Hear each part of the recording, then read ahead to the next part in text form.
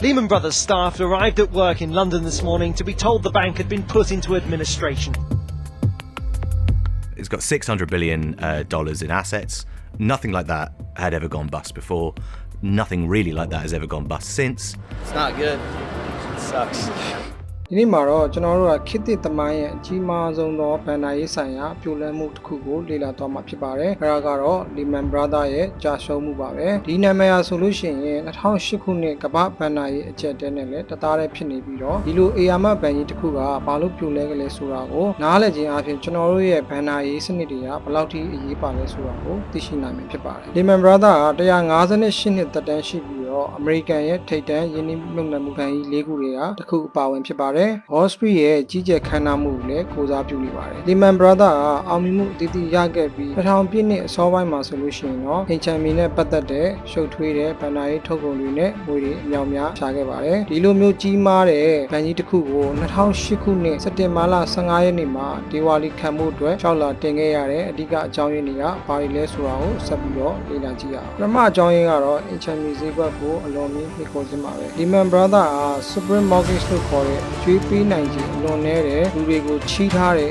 အင်ချေးငွေတွေကိုအစုလိုက်ပြုံလိုက်ဝယ်ယူခဲ့ပြီးတော့အဲ့ဒီချေးငွေတွေကို CDO လို့ခေါ်တဲ့ချုပ်ထွေးတဲ့ငွေချေးသက်သေခံလက်မှတ်တွေဖြစ်ပြန်လဲထုတ်ဖို့ရောင်းချခဲ့ပါနောက်ပြီးတော့ Lehman Brothers က leverage ကိုလည်းအလွန်မြင့်အသုံးပြုခဲ့ပါတယ်ဆိုလိုတာကတော့သူတို့ရဲ့ကိုယ်ပိုင်အရင်းအနှီးတဲ့အစာပေါင်းများစွာပုံများတဲ့အကျွေးတွေနဲ့ရင်းနှီးမြှုပ်နှံမှုကိုလုပ်ခဲ့တာဖြစ်ပါတယ်။HME ဈေးနှုန်းတွေတက်နေသမျှတော့အားလုံးအဆင်ပြေပါတယ်ဒါပေမဲ့2009ခုနှစ် HME ဈေးကွက်ပြိုလဲသွားတဲ့အခါမှာဆိုရင်တော့ချေးငွေတွေပြန်မဆက်နိုင်တဲ့လူတွေများလာပြီးတော့ Lehman Brothers ကင်ထားတဲ့အဲ့ဒီ CDO တွေရဲ့တန်ဖိုးဟာအမြဲဆက်ဆက်နဲ့ပုံရပြီးပါဖြစ်သွားခဲ့ပါတယ်။ဒုတိယအရေးကြီးဆုံးအချက်ကတော့ငွေသားမရှိခြင်းပါပဲ။ Lehman Brothers ဟာဒေါ်လာ639ဘီလီယံကျော်တန်ဖိုးရှိတဲ့ပိုင်ဆိုင်မှုတွေရှိနေခဲ့တယ်ဆိုပေမဲ့လည်းအဲ့ဒီပိုင်ဆိုင်မှုတွေကအဓိကအားဖြင့်တန်ဖိုးကျသွားတဲ့ HME သက်သေခံအမှတ်တွေပဲဖြစ်ပါတယ်။အဲ့ဒါတွေကိုချက်ချင်းရောင်းပြီးတော့ငွေသားအဖြစ်ပြောင်းလဲဖို့ဆိုတာလုံးဝမဖြစ်နိုင်ဘူး။အဲ့ဒီတော့ Lehman Brothers ကသူ့ရဲ့နေ့စဉ်လက်ပတ်မှုတွေအခြားဘဏ်တွေကနေပြီးတော့နေချင်းပြန်ချေးငွေ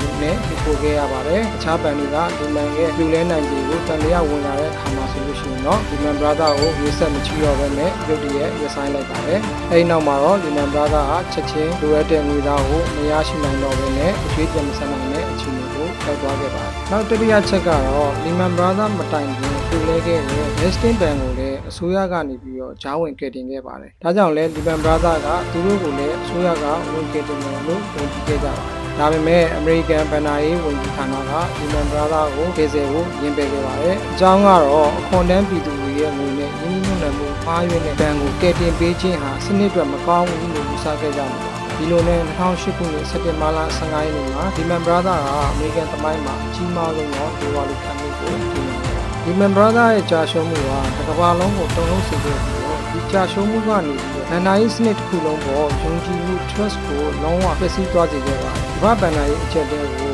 ဖြစ်စေခဲ့တဲ့အဓိကအစပျိုးတွေဝင်နေဖြစ်နေခဲ့ပါတယ်။ဘာတဝမ်းရှိ stocks shares ဈေးကွက်တွေလည်းဖြစ်ဖြစ်တဲ့ကြာရှင်းခဲ့ပါတယ်။ဘဏ်တွေကတူးနဲ့တူးယုံကြည်မှုပြတ်ပြီးတော့ဝေချင်းကားခြင်းတွေလည်းပြတ်တက်နေပါတယ်။ဒီတန်းပေါင်းများစွာဟာအလုံးလက်မဲ့ဖြစ်ခဲ့ပြီးတော့ပြည်သူတွေလည်းလက်လို့ဆုံးရှုံးခဲ့ရပါတယ်။ဒီကြာဆုံးမှုရဲ့နောက်ပိုင်းမှာ Dodd-Frank Act လိုမျိုးဘဏ္ဍာရေးစည်းမျဉ်းစည်းကမ်းတွေကိုလည်းအသစ်ပြဋ္ဌာန်းခဲ့ပါတယ်။ဒီ Lehman Brothers ရဲ့ဇလံဟာအလွန်မင်းစွန့်စားရယူမှုအစိုးရရဲ့စည်းမျဉ်းစည်းကမ်းရော့ရဲမှုနဲ့ဘဏ္ဍာရေးလောကရဲ့အတ္တကြီးမှုကိုပေါင်းစပ်ပြီးတော့ဘယ်လိုမျိုးတစ်ကမ္ဘာလုံးဆိုင်ရာကပ်ဘေးကိုဖန်တီးခဲ့လဲဆိုတာကိုပြသနေခဲ့ပါတယ်ဒီလိုဖြစ်ရမျိုးနောက်တစ်ကြိမ်မဖြစ်ဖို့အတွက်ကျွန်တော်တို့ဟာဒီသမိုင်းကနေပြီးတော့သင်ခန်းစာယူဖို့လိုအပ်ပါတယ်ဒီလိုမျိုးဘဏ္ဍာရေးဆိုင်ရာအကြောင်းအရာတွေကိုစိတ်ဝင်စားတယ်ဆိုလို့ရှိရင်တော့ဘယ်လိုအကြောင်းအရာမျိုးကိုနောက်ထပ်သိချင်လဲဆိုတာကို comment မှာရေးခဲ့ပါကြည့်ရှုပေးလို့ကျေးဇူးတင်ပါတယ်နောက်ပြီးမှပြန်တွေ့ပါမယ်